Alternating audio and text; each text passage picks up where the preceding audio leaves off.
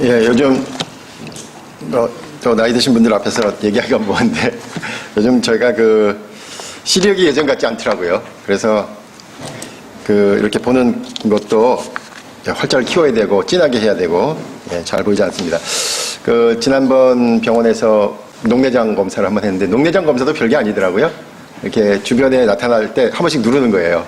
그래서 그걸 정확히 맞추느냐에 따라서 검사를 하는 거라 상당히 오차가 심할 것 같아요. 왜냐하면 막 누르게 되거든요. 그러니까 뭐 이게 그렇게 별로 제가 하면서 야 이거 별로 그렇다 하는데 다행히 그 지금의 시력이 그렇게 나쁘진 않아서 1년에 한 번씩 검사하면 되겠다라고 해서 돌아왔습니다. 그래도 이제 잘 보이지 않는 건 분명한 것 같고 쉽게 피곤하게 되죠. 이제 인공 눈물도 써야 합니다.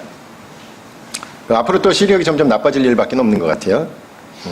근데 또 가만 생각하면 못 볼 것을 안 보게 돼서 좋기도 하죠. 그래서 뭐 안 보는 것도 좋습니다. 오늘 본문은 우리가 지난번에 살펴본 것처럼 실로암에서 시각 장애인을 고치신 사건 후에 나오는 논쟁의 마지막 부분에 해당합니다. 마지막 부분에 해당하는데도 오늘 본문이 길어요. 그래서 아까 한번 읽을 때 뭐 이렇게 많이 본문이 길어? 이렇게 속으로 생각하시는 분명히 계셨을 거예요. 예, 마지막인데도 이렇게 깁니다. 제가 그러니까 크게 세 덩어리 나눴는데 세 덩어리 가운데 제일 마지막 부분이에요. 저도 설교를 준비하면서 아니 실로암으로 인해서 앞을 못 보던 사람이 보게 되었으면 그걸로 끝났으면 되는데 뭐 이렇게 기냐. 요한복음이 좀 그래요. 그 사건만 기록하지 않고 사건에 대한 뒷얘기가 많아요. 그 뒷담화가 많아가지고 이렇게 길어요.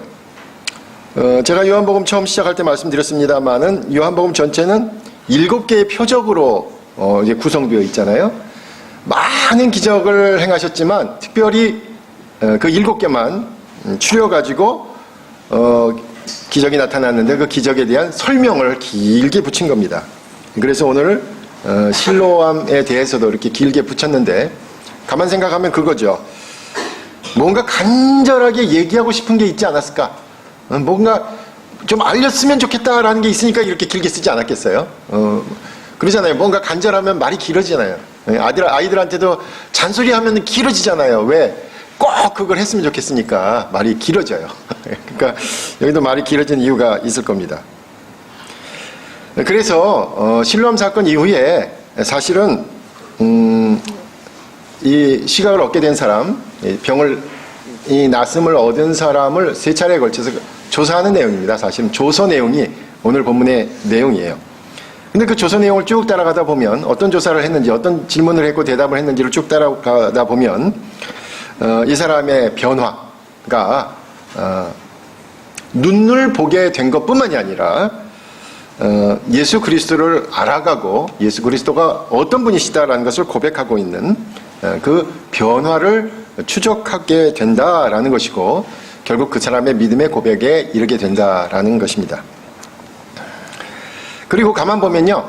그 세 부분, 오늘은 제일 마지막 부분이라고 말씀드렸습니다만은 세 부분을 다 보면 이게 실로암 사건 이후에 계속 있었던 것 같지는 않아요. 며칠 동안 있었던 것 같아요. 그 사람을 불러다 얘기하고 그 사람 부모를 불러다 얘기하고 다시 그 사람을 소환하고 그러니까 요즘 우리가 뉴스에서도 보면은 아주 지난한 법정 과정이 있지 않습니까? 그와 좀 비슷한 그 과정을 보게 됩니다. 모두 세 차례의 신문이 있었습니다. 그리고 오늘 본문은 그 중에 마지막에 해당하는 겁니다. 저는 오늘 그 세 가지를 다 말씀드리려고 합니다. 그날 도대체 무슨 일이 있었느냐? 묻고 있는 거죠. 그날의 진실이 무엇이냐? 그날 도대체 무슨 일이 있었고 그날의 진실이 무엇이냐를 묻고 있습니다. 결국 그 일을 일으킨 예수가 어떤 사람인가? 그가 어디로부터 온 사람인가를 묻고 있습니다. 그래서 이야기의 핵심은 결국 예수 그리스도의 근원에 대한 물음이지요. 요한복음에 나와 있는 7개의 표적 전부는 결국 예수님이 하나님의 아들이시다라는 것을 증거하기 위한 기적을 사실 신학적으로 배치한 것이기 때문에 그렇습니다. 그 세 번의 조사 내용은 이와 같습니다. 첫 번째 조사는 우리가 읽지 않은 본문 앞쪽에 있습니다. 15절에서 17절까지 있는 첫 번째 조사의 내용입니다. 이 내용의 핵심은 뭐냐면 이 사람이 시력을 얻게 되었다. 시력을 얻게 되었다라는 사실을 보고하고 있습니다. 첫 번째 내용은요. 그런데 가만 보면 오늘 제가 제 설교 제목으로 정한 것처럼 두 가지의 시력을 얻게 되었다라는 것을 알 수 있어요. 15절에서 시력을 얻은 그 사람에게 바리새인이 와서 묻습니다. 어떻게 보게 되었느냐? 그러자 그 사람이 그 예수라는 사람이 진흙을 바르고 물가에 가서 씻으라 라고 해서 그렇게 해서 보게 되었다라고 사실을 이야기합니다. 그러니까 바리새인들 가운데서 혼란이 일어나요. 서로 논쟁이 일어납니다. 어떤 사람은 이 일이 안식일에 일어났으니까 이것은 죄인이다, 죄를 지었다라는 것으로 얘기를 해요. 그러니까 또 반대편에서는 뭐라 그래요? 아니, 죄인이 어떻게 이렇게 기적을 일으킬 수 있느냐? 죄인이 아닐 거다. 그러니까 바리새인들 사이에서 논쟁이 벌어진 것을 알 수 있어요. 그리고 그 당사자에게, 병이 나음을 받은 사람에게, 그 시각장애인이었던 사람에게 물어요. 그래, 그 사람이 누구냐? 라고 물으니까 이 사람이 17절에서 이렇게 대답합니다. 선지자입니다. 선지자입니다. 사실 선지자라는 말은 요한복음에 자주 등장하는 말입니다. 요한복음 1장 21절에서 세례 요한을 보고 사람들은 선지자라고 했습니다. 6장 14절에서는요, 예수님께서 오병이어의 기적을 일으키시자 사람들이 예수님을 선지자라고 했습니다. 7장 40절에서는 초막절에 예수님의 말씀을 듣고 사람들이 선지자라고 했고요. 사마리아 수가성에 있었던 그 사마리아 여인도 예수님을 만나고서 선지자로 고백했습니다. 선지자입니다라는 말은 그가 눈을 통해서 눈을 낫게 되었지만 예수 그리스도께서 보통 사람과는 다른 분이시다라는 것을 알아봤다라는 의미죠.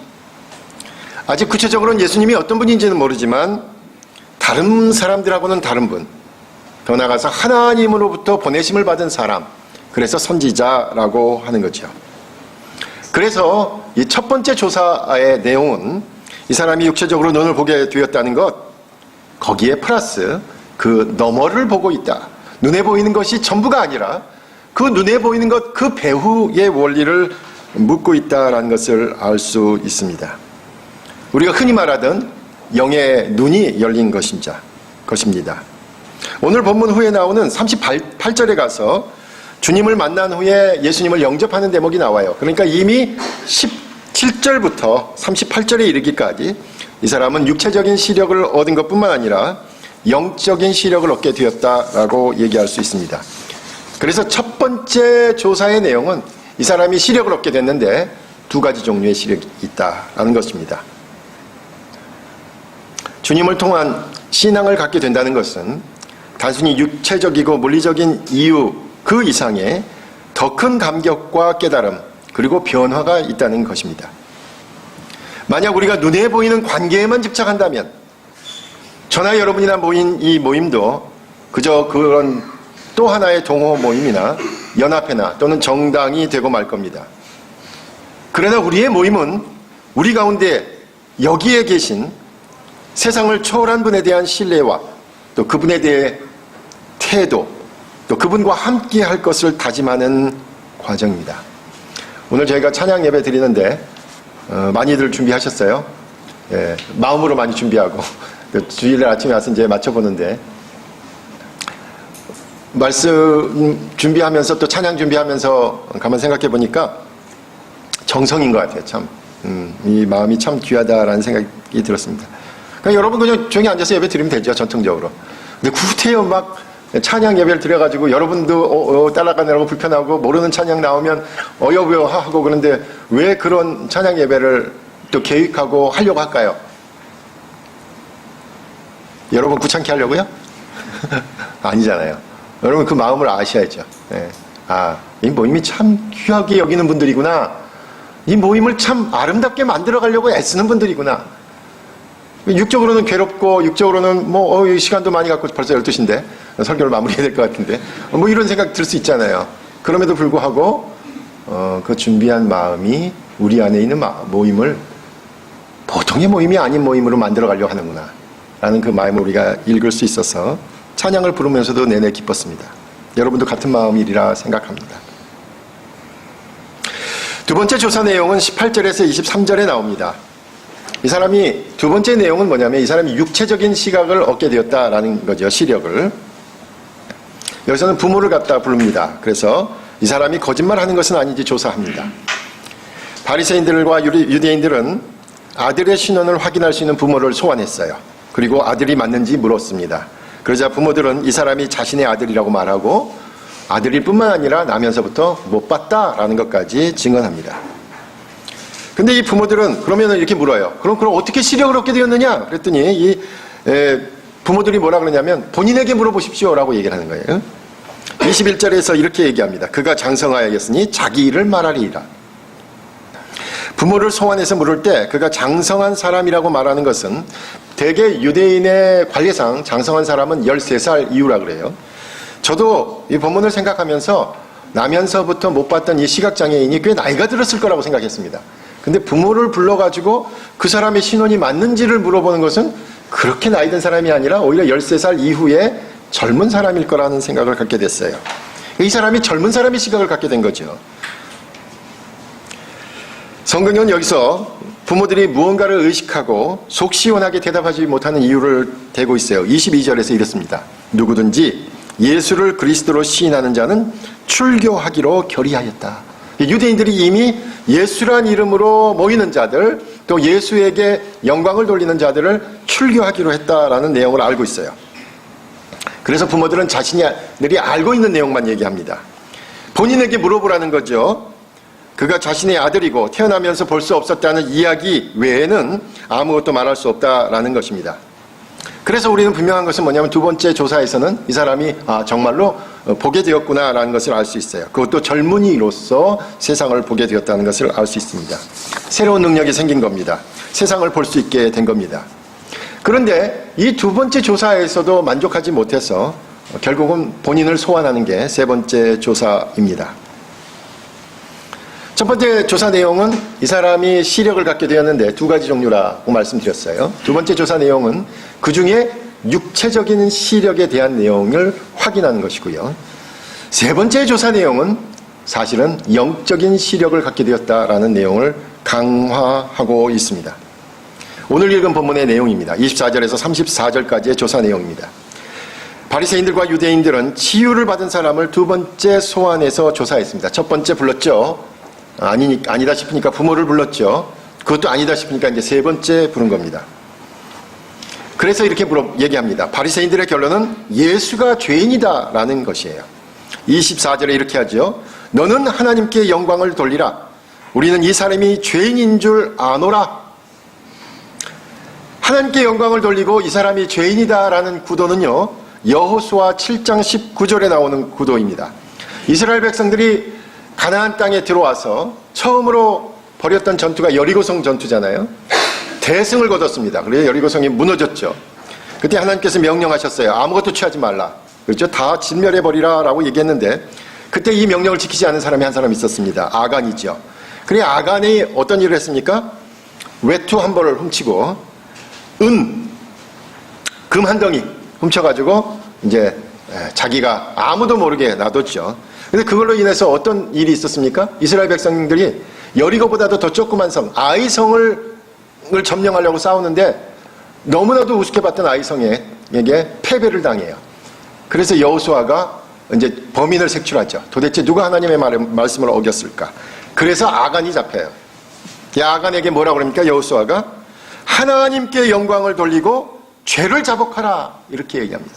그러니까 하나님께 영광을 돌리고 너의 죄를 자복하라 이 구도죠. 하나님께 영광을 돌리면서 네가 잘못했던 것을 알아라 이런 고백입니다. 그런데 본문에서는 하나님께 영광을 돌리면서 어처구니 없는 결론을 만들고 있습니다. 하나님께 영광을 돌린다는 사람들이 하는 일이 이런 일일 수 있다는 거예요. 하나님께 영광 이란 말은 어쩌면 우리가 내내 예수 그리스도를 믿고 나서 성경의 진리를 한마디로 얘기할 때 하나님께 영광을 돌리기 위하여라는 말은 수사죠. 아름다운 미사리어구죠. 칼빈도 그런 얘기를 했잖아요. 우리 창조의 목적과 우리 삶의 목적이 뭐냐? 하나님께 영광이다. 이거는 누구나 하는 말이고 우리가 누누이 들어왔던 말입니다. 아마도 저나 여러분처럼 교회에서 잔뼈가 굵은 사람들은 수도 없이 들었던 말이 바로 하나님께 영광이라는 말이었을 겁니다. 하나님께 영광을 돌린다는 말, 거기에 더 토를 달 필요는 없습니다. 단순히 그리스도인의 신앙의 이유일 뿐만 아니라 우리의 존재의 목적이고 창조의 목적이기 때문입니다. 그런데 종교적 관행과 교리와 권위에 찌든 사람들은 바로 그 하나님의 영광을 들먹이면서 하나님의 일을 맡고 있습니다. 오히려 예수를 죄인으로 몰고 있어요. 그가 좋은 일을 한 것이 문제가 아니에요. 이 일이 자신들이 가장 중요하게 여기는 안식일에 있었다는 것이 문제가 된 겁니다. 하나님께 영광을 돌린다는 내용의 형식은 자신의 약함과 자신의 죄를 고백하기 위한 거잖아요. 하나님께 영광을 돌리고 내 죄를 고백하는 거잖아요. 그런데 본문에서는 하나님께 영광을 돌리면서 제3자인 예수에게 모함을 씌우기 위한 구도로 쓰였습니다. 하나님께 영광을 돌리는 그 말은 자신의 약함을 고백하는 말 앞에 나와야 합니다. 하나님의 공의와 하나님의 정의 앞에서 자신의 연약함과 자신의 죄와 허물을 발견하게 되기 때문에 그래서 하나님의 영광과 나의 죄를 깨닫게 되는 겁니다. 하나님의 영광 앞에서는 자신이 아무 말도 말하지 못하지만 하나님 앞에서 숨길 수 없는 그 모습을 발견하게 되니까 그래서 하나님 앞에서 고백하게 되는 겁니다. 그래서 두려움을 느낍니다. 그래서 하나님 앞에서는 떨림이 있습니다. 감정적으로는 자신에 대한 연민에서 눈물이 나기도 합니다. 그리고 그 과정을 지나고 나서야 비로소 하나님의 영광 앞에서 더할 수 없는 평안과 위로와 행복을 얻게 되는 것이죠. 그리고 바로 그 하나님의 영광 앞에서 느꼈던 그 은혜를 잊을 수 없어서 그래서 저와 여러분은 모이는 시간을 정하고 예배를 드립니다. 그리고 그 주님을 결국 다시 찾게 되는 거예요. 저희가 찬양 부르면서도 결국 그 주님, 그 하나님의 영광 안에서 깨달았던 주님의 은혜를 반복해서 체험하기 원해서 저희들이 찬양도 드리고 기도도 하고 말씀도 보고 하는 거죠. 그리고 예배를 드리면서 그 감정을, 그 은혜를 되살리기 위해서 노력하는 거죠. 그런데 본문에서는 하나님의 영광을 말하면서 궁극적으로 하나님의 뜻을 어기는 모습을 봅니다. 하나님의 영광을 들먹이면서 자신의 무지와 자신의 고집과 자신의 죄악으로 하나님을 거역하는 모습을 봅니다. 요즘은 한국교회도 그런 것 같습니다. 하나님의 영광을 말하는 사람들이 자신의 자랑을 늘어놓는 경우가 있습니다. 하나님의 영광이라고 얘기하면서 자신의 야망과 욕망을 치장합니다. 저는 오히려 하나님의 영광이란 말을 함부로 할 것이 아니라 그냥 이렇게 얘기했으면 좋겠어요.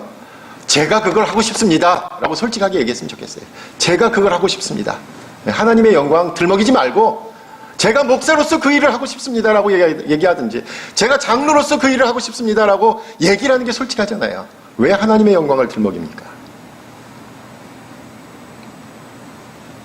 본문에서 바리새인들과 유대인들은 이미 첫 조사에서 물은 내용을 다시 한번 반복하여 묻고 있습니다.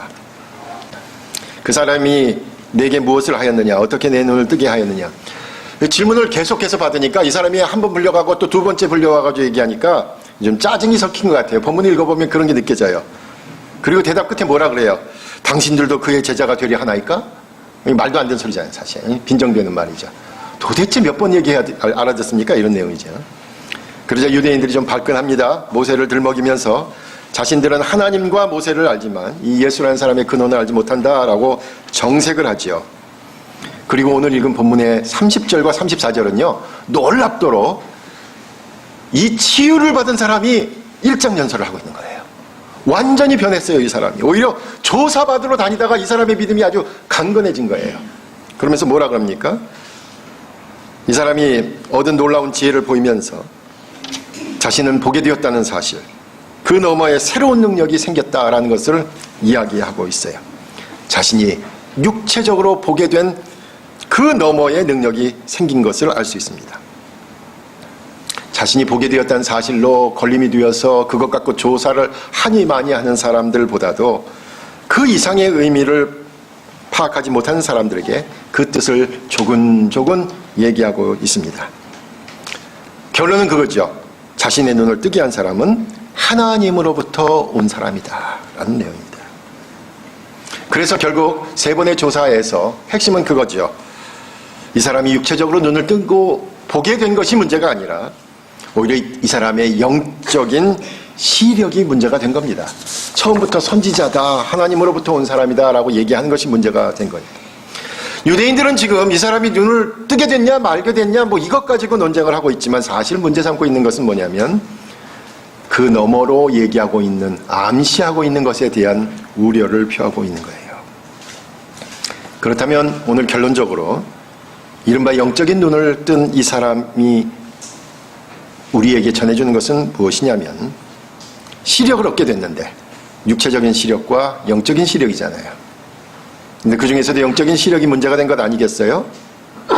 그것은 우리가 뭐라고 얘기할 수 있을까요? 저는 그것을 해석이라고 얘기하고 싶습니다. 시력을 얻게 된 일은 바로 해석하는 능력이 생긴 겁니다. 이 사람의 해석의 능력이 문제가 된 거죠. 시력을 얻게 한 그 사람이 누구인가에 대한 해석의 문제였습니다. 그 일이 있었다는 사실보다 더 중요한 것은 결국 그 일이 의미하는 바가 무엇인가, 해석의 문제였습니다.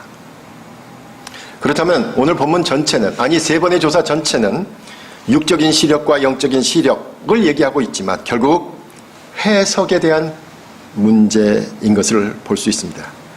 두 가지 종류의 시력은 결국 세상을 보는 두 개의 시각이 존재한다는 이야기와 같습니다. 멀리 볼 수 있는 시력도 중요하죠. 그렇지만 어떻게 바라보느냐라는 시각이 중요하다라고 할 수 있습니다. 시력도 중요하지만 시각이 어느 각도에서 보느냐가 중요합니다. 저희가 봄이 돼가지고 많이 심었어요. 이번에도 옥상에 많이 심었는데, 이게 겨울에는 안에 들여놨다가 밖에다 들여놓는 이제 나무들이 좀 있어요. 근데 그 중에서 지금도 지금 여름이 다 됐는데도 꿈질 안 하고 잎 하나 내지 않는 나무들이 있어요. 포도나무가 그렇고 대추나무가 그렇고 감나무가 그렇습니다. 지난 겨울에, 그 추운 겨울에 실내에서 이파리가 나고 꽃이 피었어요. 그러더니 봄이 돼서 밖에 내놨더니 정신을 못 차리는 것 같아요. 그때 하나님 말씀이 생각났어요. 이런 말씀이 생각났어요. 잎이 무성하면서 열매를 맺지 못하면 어떻게 하신다 그랬어요?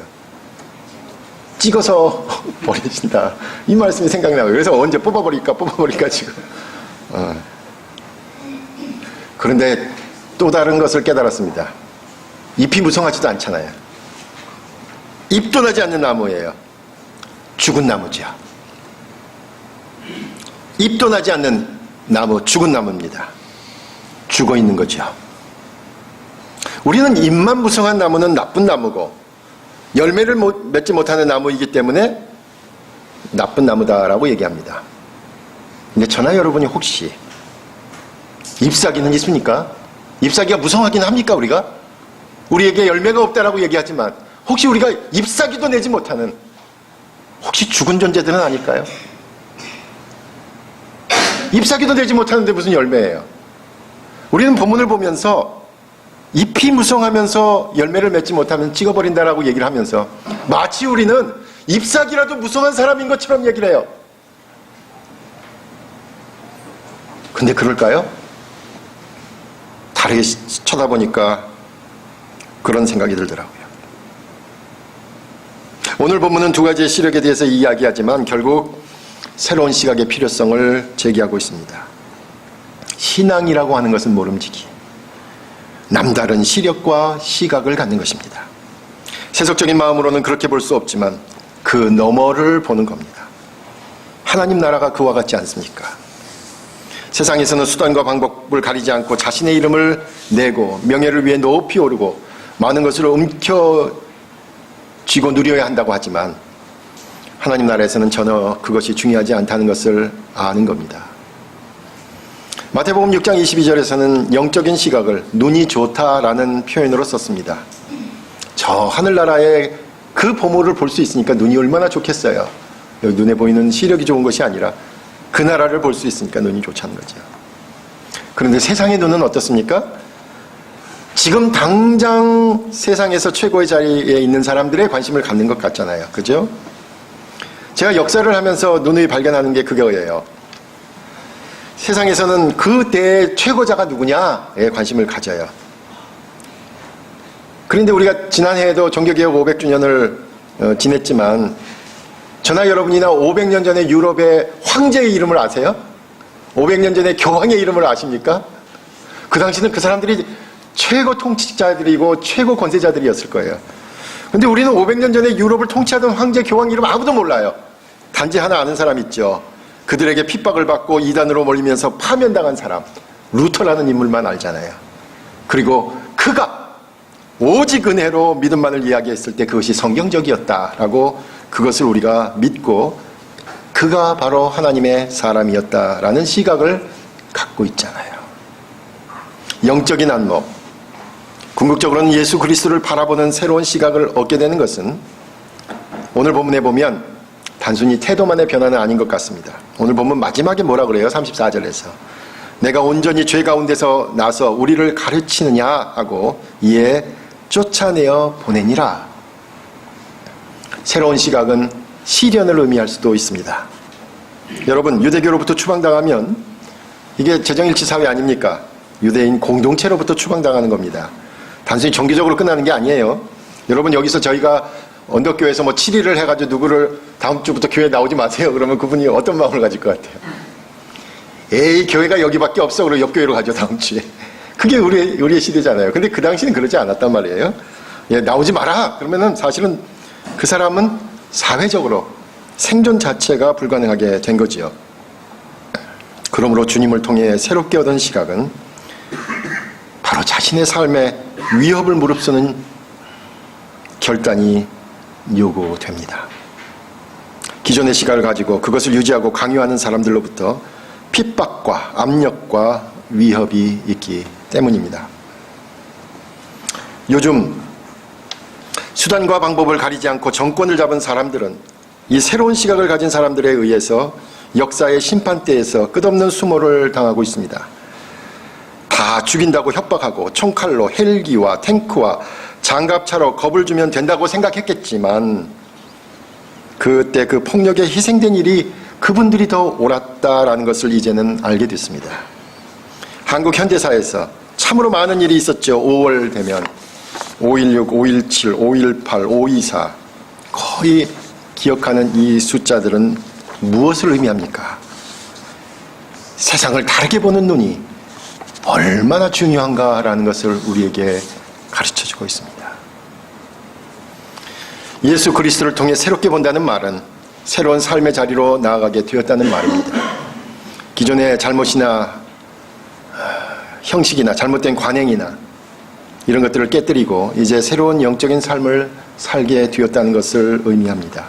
새롭게 본다는 것, 새로운 시각을 갖게 되었다는 것, 그 영적인 시력을 얻게 되었다는 것은 그저 바라보는 것만이 아닙니다. 오히려 구체적인 삶으로 나타납니다.